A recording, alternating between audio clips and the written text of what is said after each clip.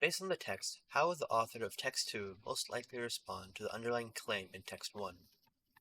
An excavation in Chiquitue Cave in central Mexico has upended the belief that approximately 13,000 years ago, a group known as the Clovis people were the first human inhabitants of North America. More than 200 crude stone tools were found embedded in a layer of earth that is up to 33,150 years old, revealing that humans occupied the cave thousands of years before Clovis people reached the continent. Text 2. Objects uncovered in Chiquite Cave are intriguing, but it is premature to characterize them as tools. The stone pieces are so roughly shaped that they may have simply fractured from rocks during natural geological activity in the cave.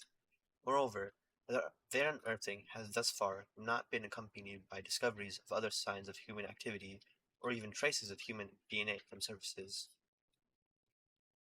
So option A says, by suggesting that it draws a plausible connection between two groups of people, but will need to be confirmed with a further study.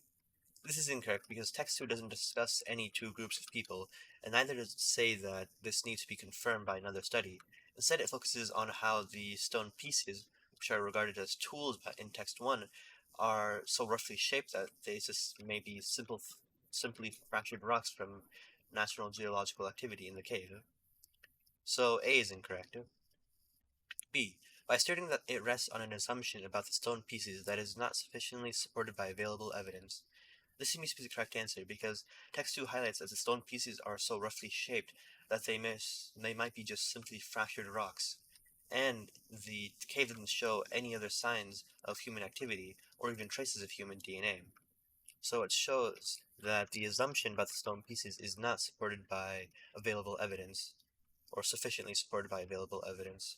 So B seems to be the correct answer. C. By acknowledging that it will most likely be proved correct when the stone pieces undergo a more detailed analysis. This is incorrect because text 2 doesn't highlight how these stone pieces are tools, or rather it highlights how these stone pieces are just fractured rocks. Therefore, C is incorrect. D. By pointing out that it fails to account for evidence that the Clovis people were active on the continent as early as is commonly thought.